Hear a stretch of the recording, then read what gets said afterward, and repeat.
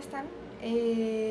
Bueno, voy a darles una explicación de la materia, así que voy a enfocar el Power en lo que viene, pero la idea es que podamos ir reforzando un poquito algunas cosas que nos quedan pendientes para que lo puedan entender con claridad, ¿ya? Así que atentos a lo que yo voy a estar explicando para que les resulte claro. Miren, bueno, lo que nosotros vamos a revisar ahora tiene que ver con el constructivismo y básicamente me gustaría que vayamos focalizándonos en los principales postulados de este, ¿ya? Miren, el primer postulado que aparece acá dice que el desarrollo intelectual de la persona se logra mediante una interacción sistemática entre un maestro y un alumno. Esto quiere decir que para que la persona logre este desarrollo intelectual, o más bien que logre en el fondo la inteligencia o que logre el pensamiento, ya que logre desarrollarse y avanzar dentro de su etapa evolutiva y todo, siempre tiene que deberse en relación a una actividad que resulte interactiva, o sea que no puede hacerlo por sí mismo, necesita de un otro para poder aprender, ¿ya? Y por lo tanto la relación que se da de forma sistemática, es decir, de forma estable, digamos, y conjunta en el tiempo entre un profesor y un estudiante va a ser súper fundamental. Así que en el fondo este principio de alguna forma viene a rescatar este rol que existe en la mediación entre un docente y un estudiante, ¿ya? Y que por lo tanto este modelo viene a cambiar un poco el postulado que decía el conductismo. El conductismo, ¿se acuerdan que hablaba un poco de que nos vamos a focalizar en la conducta, de que la persona va a aprender mediante muchas veces la repetición, por ejemplo, de algunas cosas? Y aquí habla de que básicamente el proceso que va a estar a la base tiene que ver con el hecho de pensar. Y ese hecho de pensar no se logra solo, se logra a través de esta interacción. Vamos con el siguiente postulado.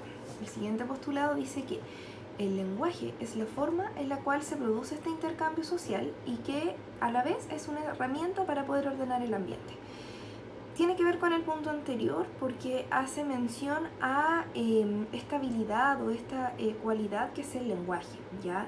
Y se refiere a que en el fondo, a través de esta capacidad de conversar, de poder dialogar, de poder generar preguntas, de poder dar respuestas en el fondo, va a ser la forma en la cual nosotros vamos a propiciar esta interacción que habíamos hablado antes, que tiene que ver con el docente y con el estudiante.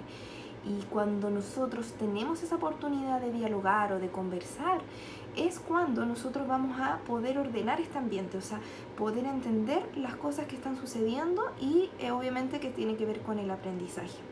O sea que en el fondo, cuando nosotros les explicamos las cosas a los niños, cuando podemos interactuar con ellos, cuando lo acompañamos en su aprendizaje, es de esa forma en la cual cognitivamente el niño puede de alguna forma clarificar algunas ideas, puede entender cómo está este orden de cosas, y eso le va a dar, va a ser una herramienta que le va a permitir también entender estas cosas que se van a presentar y por lo tanto ordenar su ambiente, ¿cierto? Como darle sentido a las cosas que ocurren, tiene que ver con eso, ¿ya? Vamos con el siguiente postulado, dice: la capacidad para resolver problemas vendría siendo la principal meta de la educación, ¿ya? Este punto es súper importante porque es uno de los puntos que claramente difiere del modelo anterior. El modelo anterior, que es el modelo conductista, que acuérdense que es el primer modelo que se plantea, habla de que las personas van a aprender producto de la repetición reiterada, que van a aprender en el fondo en la medida que se encuentren ordenados, que manejen su conducta y que la regulen, ¿ya? O sea, que aquí en el fondo el estudiante que es capaz de repetir más las cosas es el que más va a aprender. Pero acá viene a cambiar esto, y esto habla como del objetivo que tendría la educación. Y se refiere a que en el fondo la educación tiene que tener como meta fundamental para el desarrollo de las personas que estas personas sean capaces de resolver problemas. O sea que en el fondo, cuando usted llegue a su práctica o cuando usted pueda desarrollar cualquier cosa en la vida cotidiana, usted pueda manejarse de una forma adaptativa, que usted pueda manejar algunas contingencias y no se quede en blanco, por decir algo. Que esta persona sea capaz de, obviamente en el área que le compete, pero poder desarrollarse. Y esa debe ser la principal meta de la educación. No que la persona replique modelos, no que la persona haga lo mismo de sí, que siempre, sino que alguien sea capaz de pensar, de ir más allá y de resolver problemas, ¿ya? Entonces acá lo que se hace el énfasis es que no es tan importante aprenderse las cosas de memoria, no es tan importante replicar exactamente, sino que más bien resolver los problemas que se presentan. ¿Ya? Vamos con el siguiente postulado. Este es importante también porque habla de que el descubrimiento o la capacidad que nosotros podemos tener de descubrir el conocimiento va a ser una herramienta que a nosotros nos va a permitir organizar de manera eficaz eso que estamos aprendiendo para emplearlo posteriormente. ¿Qué quiere decir esto? Quiere decir que cuando usted tiene la capacidad de vivir las cosas por usted mismo, de experimentar la vida cotidiana, de poder descubrir las cosas que lo rodean, es cuando usted va a aprender mejor. Y como usted va a aprender mejor, va a poder usar esos conocimientos posteriormente. Por ejemplo, no es lo mismo que yo le presente a los niños dos colores. Por ejemplo, yo le digo, mira, este es el verde y este es el azul, el amarillo y este es el azul, y si uno los junta va a formar verde. No es lo mismo que yo les cuente eso a los niños, a que yo les pase tarritos de pintura y, por ejemplo, les digo, a ver, aquí tienen este color que se llama amarillo, aquí tienen este color que se llama azul, júntalos y vean cómo tiene que ser la mezcla para juntar el verde. Cambia, ¿cierto? No es lo mismo que uno experimente las cosas por sí mismo a que uno pueda que te lo cuenten, ¿ya? Y eso es lo que a nosotros nos va a permitir mejor vivir las cosas. De esta forma se fundamenta que, por ejemplo, usted dentro de la carrera tenga esta posibilidad temprana de hacer prácticas, porque eso va a ser lo que a usted le va a dar más herramientas que incluso venir a todas las clases teóricas y saberse toda la materia así al derecho y al revés. En el fondo, esa va a ser la habilidad que les permite avanzar más que cualquier otra cosa, ¿ya? Y finalmente llegamos a esta frase que es la frase clave de Piaget y que habla de que es el sujeto, o sea, la persona, quien construye su propio conocimiento. Y esto es bastante clave porque a lo largo de la historia, y ustedes repiten mucho esta frase de que uno tiene que construir, uno tiene que hacer su conocimiento, pero esta frase tiene que ver con que cada persona es distinta. Y cada persona es distinta desde sus genes, desde su origen, desde su familia, desde sus oportunidades. Todos pensamos distinto. Por ejemplo, si yo les pongo el ejemplo de que cada uno pudiese imaginar una casa, todos pensarían en una casa distinta, ¿cierto? Con materiales diferentes, con formas distintas, con elementos diferentes. Pero todos tenemos la idea de lo que es una casa, ¿cierto? Y eso es lo que a nosotros nos va a permitir de alguna forma entender que, claro, que cada persona tiene ideas distintas de las cosas, ¿ya?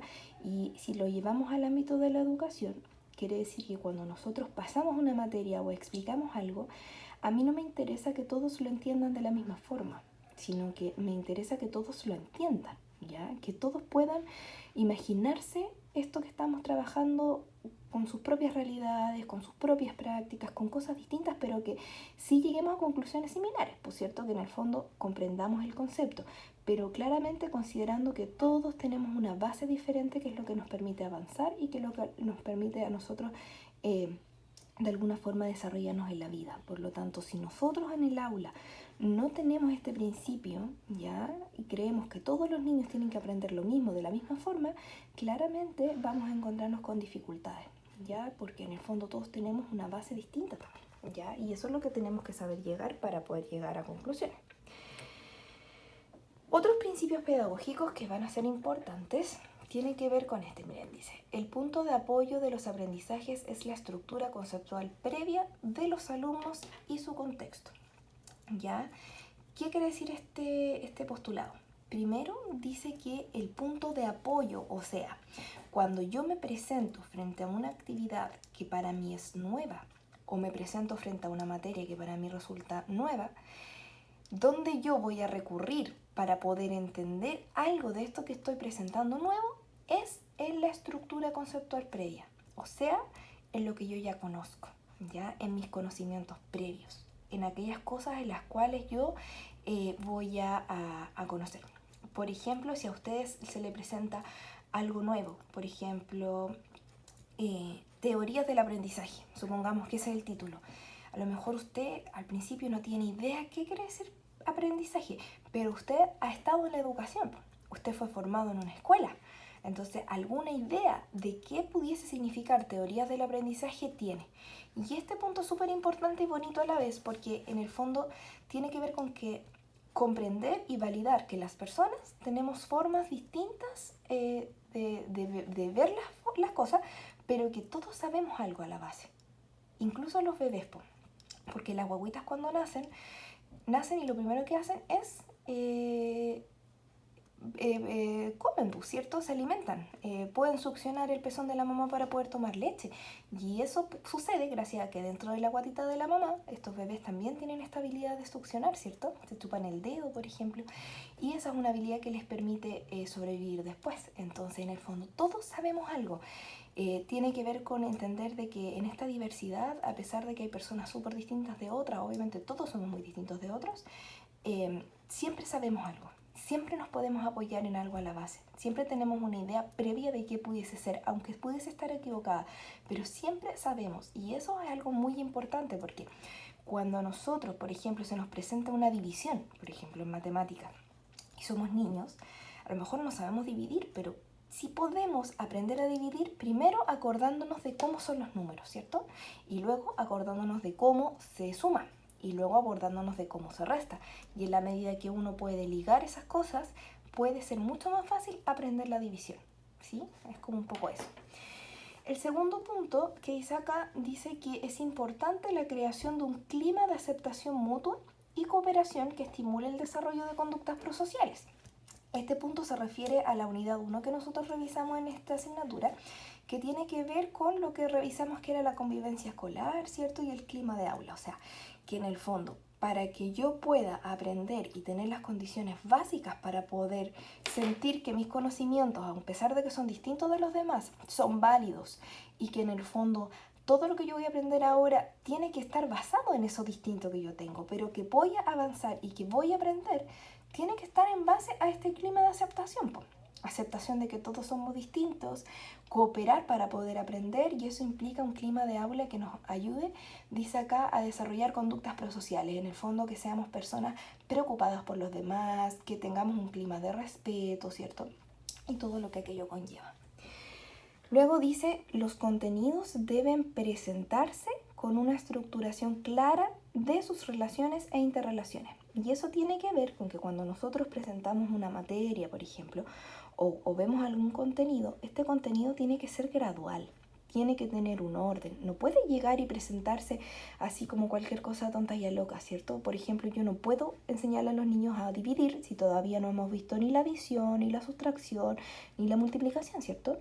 Tiene que haber un orden, ya, así como tiene que haber una estructura. Por eso es que las clases tienen su inicio, su desarrollo y su cierre, ya. Eso quiere decir que en el fondo siempre es necesario que aquí haya un orden. Si no hay un orden y se me presentan las cosas al azar, es muy difícil que yo pueda entender, ¿ya? Y eso es súper importante dentro de esta teoría, porque aquí el orden que tengan las cosas, esta estructura clara que tengan las cosas, es lo que a mí me va a permitir poder aprender mejor, ¿ya? Otros postulados que aparecen acá y que se repiten un poquito, dice acá, el sujeto construye el conocimiento de manera activa, interactuando con el objeto de estudio.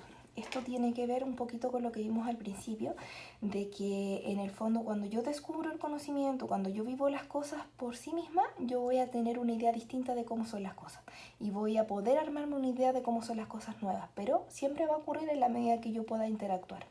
Por ejemplo, supongamos que estamos haciendo una clase de ciencias naturales donde tenemos que enseñarles a los niños los tipos de hojas, ¿cierto? Las hojas que son más rugosas, las hojas que son más lisas, etc. No es lo mismo que yo les presente un PowerPoint a los niños con los tipos de hojas y que ellos lo vean, a que vayamos un día al cerro, por ejemplo, y ellos tengan la oportunidad de tocar esas hojitas y vivir por sí mismos la experiencia de cómo son. Claramente el sujeto va a construir, o sea, cada niño va a tener una idea distinta de cómo son esas hojas, pero vamos a lograr entender finalmente cuánto, ¿sí? Cómo se construye. Y ahí está el proceso de construcción. Entonces, para poder construir, yo necesito que el niño viva las cosas, que las aplique. Por eso es que ustedes en sus asignaturas y en sus pruebas y todo siempre tienen una dimensión de la prueba en la cual yo les pido, por ejemplo, un caso, ¿cierto? En el cual usted tiene que analizarlo, tiene que contarme cómo lo haría. Ojalá pudiéramos tener la oportunidad de que usted me lo demuestre, ¿cierto?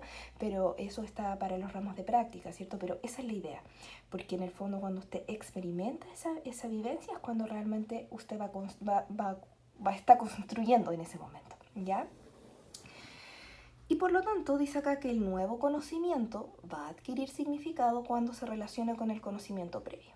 Como el ejemplo que yo les decía, ¿cierto? O sea, yo voy a lograr entender qué es una división cuando logro acordarme de cómo son los números, de cómo era que se sumaba y se restaba y un poco de qué es lo que yo ya conozco, ¿cierto? Si yo les pongo a los niños el ejemplo de qué es la división y les pongo un 4 dividido en 2, por ejemplo, no es lo mismo a que yo les explique a los niños que qué pasaría si nosotros tenemos 4 manzanas y hay 2 niños. ¿Cómo vamos a hacer que esas manzanas queden repartidas para que cada niño tenga su manzana, ¿cierto? ¿Cuántas manzanas tendría que tener cada niño? De esa forma yo estoy partiendo de una base, ¿cierto? Todos los niños saben lo que es una manzana y todos los niños pudiesen saber qué significa repartir, ¿cierto? Entonces, de esa forma el niño puede entender mucho mejor qué es este conocimiento, qué es lo nuevo que se va a presentar. Siempre nosotros vamos a anclar aquello nuevo a lo que ya nos conocemos, a lo que ya sabemos, ¿ya? Otro principio súper importante dice que el contexto social y cultural de la persona influye en esta construcción. Claro, en el fondo, en estas experiencias previas de vida, de dónde venimos y cómo hemos vivido y cómo vemos la vida va a ser súper importante. El ejemplo clásico que yo les pongo acá es que, bueno, todos pensamos de que cuando contextualizamos algo tiene que ver con llevarlo a la realidad, ¿cierto? Por ejemplo, si nosotros estamos trabajando los números y estamos trabajando en el campo, sería pertinente que diéramos ejemplos relacionados con el campo, ¿cierto? Pero miren, este es un ejemplo de un profesor que él pensaba que estaba haciendo esta adecuación al contexto social y cultural, entonces él decía: yo les enseño a los niños a restar y les pongo un ejemplo en el cual les digo, bueno, hay 10 ovejas en un corral y abro la puerta y saco 2 ovejas. ¿Cuántas ovejas quedan? Pero los niños le respondían que ninguna. Entonces él no lograba entender por qué, pues él les estaba explicando con claridad. Pero resulta que lo que él no consideró fue que en el campo, cuando tú abres la reja del corral, se arrancan todas las ovejas, pues. Entonces, eso sería la real adecuación del contexto, ¿me entienden? De que en el fondo tiene que ver con considerar las variables que conforman estos niños y por lo tanto no es lo mismo estar en una ciudad, estar en el campo o estar en diferentes momentos o contextos en los que yo estoy analizando esto, porque a partir de ahí es donde cada niño va a tener ideas previas. Por ejemplo, en este caso de las ovejas, claramente los niños saben y entendían clarísimamente, ¿cierto?, quizás lo que era sustraer o lo que era sumar, ¿cierto? Pero y no tenía que ver con que no entendieran ese proceso, así que un poco tiene que ver con eso. Finalmente aquí dice que aprender entonces implica participar de forma activa y reflexiva. Claro, porque en el fondo para yo poder aprender no necesito replicar ni necesito quedarme callado en mi puesto, sino que tengo que hacerlo de forma activa, tengo que vivir la experiencia, ¿cierto? Tengo que descubrir el conocimiento, tengo que a lo mejor vivirlo de forma práctica, pero también pensarlo. Tengo que ser capaz de cuestionarme si eso está bien o está mal. Tengo que ser capaz de experimentarlo por mí mismo. Y de esa forma, en la medida que esto sea participativo, y yo pueda pensar pero también actuar, es donde yo voy a aprender.